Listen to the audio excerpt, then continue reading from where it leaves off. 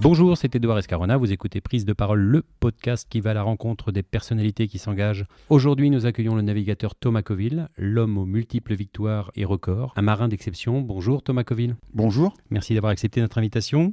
Comment va le petit garçon émerveillé par la ville qui s'est choisie ? Il va bien et je me rends compte effectivement tous les jours qui passent la chance que j'ai finalement de m'être choisi la vie qui passe. Ça n'a pas toujours été simple, hein. De l'extérieur comme ça paraît être un long fleuve tranquille, mais bien au contraire, je pense que j'ai été d'abord un petit garçon, puis un adolescent et un adulte bien torturé. Et j'en suis pas sorti tous les jours, hein. Ce que j'ai finalement eu la chance de faire en écrivant ou répondant à Jacques Gamblin dans ce petit livre-là qu'on a édité ensemble, c'est ce témoignage-là. Mais je reste d'un enthousiasme profond de me dire qu'effectivement, j'ai beaucoup de chance. C'est difficile dans l'existence de trouver ce qui rend singulier en tant qu'athlète, mais aussi en tant qu'homme. Ah oui, ça c'est même ce qu'il y a de plus difficile. Je pense que de répondre vraiment à cette question, de dire en quoi je suis moi sur cette planète singulier et qu'est-ce qui va finalement relier le petit garçon, l'homme que je suis aujourd'hui et peut-être celui que j'ai envie d'être demain en vieillissant. C'est une des sources, hein, Après, c'est de laisser parler son intuition. Quand on est athlète, on laisse parler son corps. Mais oui, c'est sans doute la question la plus difficile à trouver. Qu'est-ce qui fait que je suis vraiment unique, singulier par contre, c'est la merveille de l'humanité. Il n'y a jamais eu une autre personne que nous avant, il n'y en aura pas une autre après, parce qu'on est à chaque fois tous chimiquement, physiquement, mentalement, tout de notre histoire, tous différents. Alors dans ce process, le rapport au corps est capital. Il faut s'accepter avant de pouvoir tenter des choses. Ouais, s'accepter avec ses défauts, s'accepter ou d'accepter qu'on puisse avoir des qualités. Pour moi, ça a été presque le plus dur. J'étais omnibulé par mes défauts et je voulais absolument tous finalement les travailler. Mais ça, c'est quasiment chimique. On est des proies. Donc, quand on nous dit qu'on a 9 qualités et un défaut, on va absolument vouloir travailler le défaut parce qu'on se met en danger si on ne le travaille pas et on met en danger aussi toute notre communauté. Et pour autant, travailler ses qualités et d'être heureux avec ses qualités, ce serait peut-être le muscle qu'on aurait le plus à travailler tous les jours. Alors vous êtes beaucoup nourri d'une phrase de Nietzsche, ce qui ne te tue pas te rend plus fort. Vous avez beaucoup échoué avant de réussir. Hein. Ah ouais, j'ai fait rire la salle ce matin en disant ça, que j'étais sans doute l'athlète, ou en tous les cas le marin qui avait le plus échoué de tous ceux qu'ils pourraient rencontrer.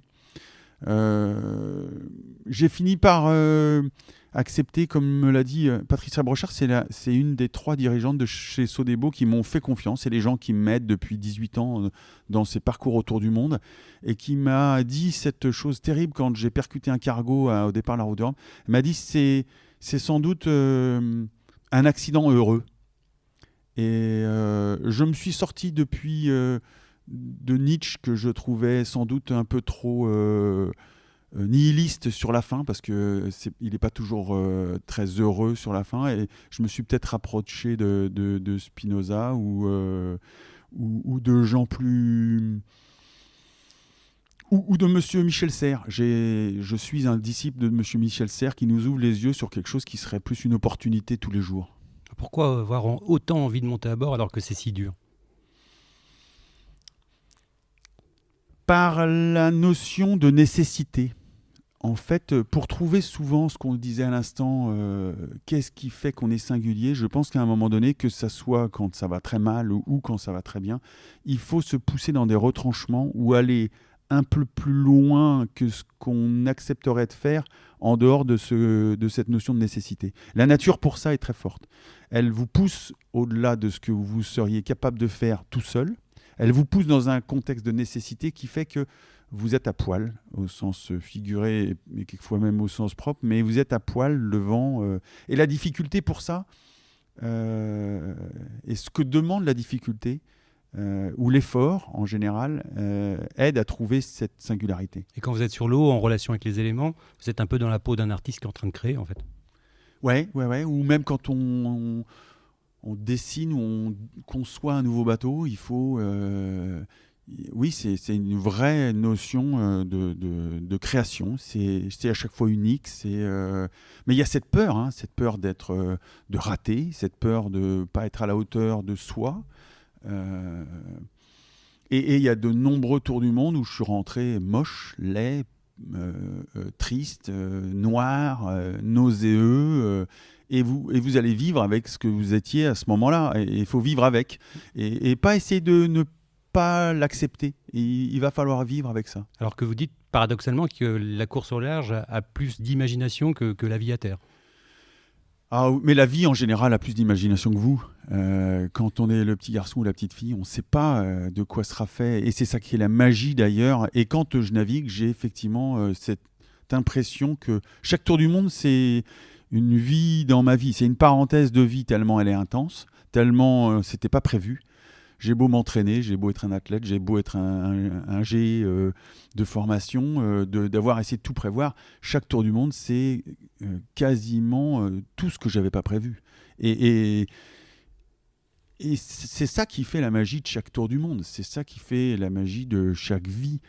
On a tendance à vouloir tout matricer, tout calculer, le risque zéro, l'assurance.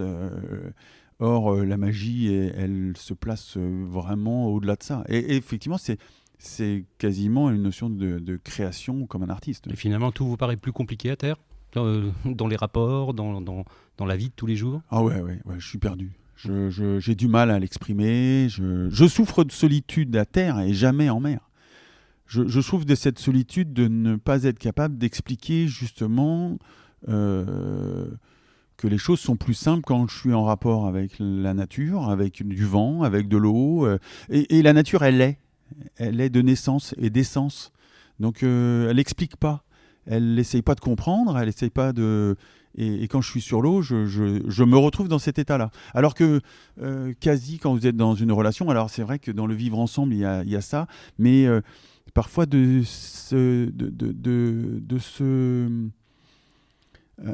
s'accepter tel qu'on est nous et tel que l'autre est sans qu'on ait toujours besoin de tout expliquer ou de tout analyser, c'est souvent la meilleure manière de commencer une discussion. J'en reviens à cette conversation avec Jacques Gamblin, on s'est accepté tel qu'on était et avec vraiment tous nos défauts, toutes nos qualités, tout ce qu'on avait qui était par essence ce qu'on était. Alors c'est la phrase de Diard, c'est curieux ce besoin qu'ont les marins de faire des phrases. Quand vous êtes à terre, vous aimez parler justement de tous ces ressentis? Je sais pas, j'essaie de comprendre aussi quand j'en parle en fait. J'essaie de me comprendre, non pas que j'essaie de m'écouter, mais la conversation que j'ai avec vous là à l'instant, elle est pour moi une rencontre. Mes enfants, quand ils partent à l'école, je leur dis fais une belle rencontre aujourd'hui. Et j'aime ça dans ce que je vis, par contre, quand je suis à terre, de rencontrer pour essayer d'effectivement mieux comprendre pourquoi j'ai choisi de faire des trucs aussi difficiles, pourquoi j'ai choisi quelquefois de me faire aussi mal, pourquoi j'ai choisi de m'exposer, de rater, et l'autre m'aide à comprendre ça. Alors pour terminer, il y a une phrase qui prétend qu'il y a 3 sortes d'êtres vivants, les vivants déjà, les morts et les marins. En quoi vous êtes si différents? Ça, ce serait plus à essayer de comprendre Ulysse. Mon père m'a fait lire et m'a lu ce texte incroyable d'Ulysse qui part et qui finalement sillonne et c'est pas très bien où il va aller.